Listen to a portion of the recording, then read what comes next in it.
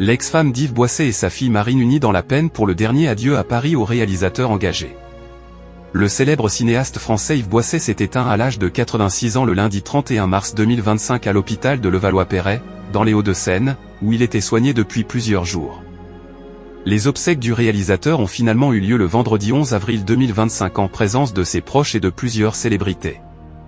Un grand nom du cinéma français a malheureusement rendu son dernier souffle le lundi 31 mars 2025. Ce jour-là, le célèbre cinéaste Yves Boisset est décédé à l'âge de 86 ans.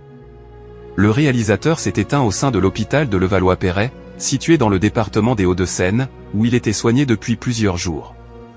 Ayant travaillé à ses côtés durant sa carrière, la comédienne Elsa Zilberstein a été extrêmement choquée d'apprendre la mort du cinéaste en direct sur l'antenne de France 2. En effet, ce sont les journalistes de Télématin qui lui ont annoncé la nouvelle alors qu'elle était en pleine interview pour assurer la promotion de son nouveau film.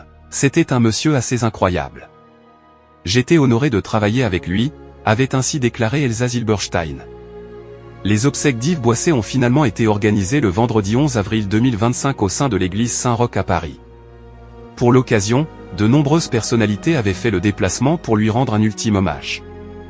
Parmi les personnes présentes à cette cérémonie, on peut notamment citer son ex-femme Charlotte Chusbeau et sa fille Marine, mais aussi Eva Darlan, Thierry Frémont, Agnès Soral, Pierre Santini, Christelle Chollet, ou bien encore Dominique Besnard.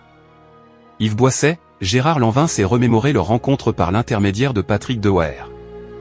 Ayant également travaillé avec Yves Boisset durant sa carrière, Gérard Lanvin avait salué la mémoire du cinéaste, très engagé et sans concession, en évoquant leur première rencontre lors d'une récente interview accordée au Parisien. Yves Boisset, Gérard Lanvin s'est remémoré leur rencontre par l'intermédiaire de Patrick Dewaere. Je l'ai rencontré grâce à Patrick Dewaere parce qu'il devait tourner Édith et Marcel de Claude Lelouch en même temps. Patrick avait dit à Boisset, « Tu devrais voir Gérard Lanvin. » On était assez copains avec Patrick, il a eu la gentillesse de me conseiller. Il était fidèle en amitié, il avait cette noblesse. Ce film nous a rapprochés beaucoup parce que j'ai remplacé Patrick et sur le tournage, on a appris la mort de Patrick. On a eu un gros moment de douleur ensemble, on s'est tenu les coudes.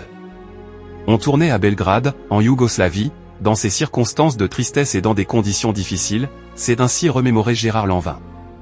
Au cours de son existence, Yves Boisset a notamment marqué de son empreinte le cinéma français dans les années 70 et 80, avec des longs métrages engagés comme Dupont-la-Joie mais aussi Rien à signaler.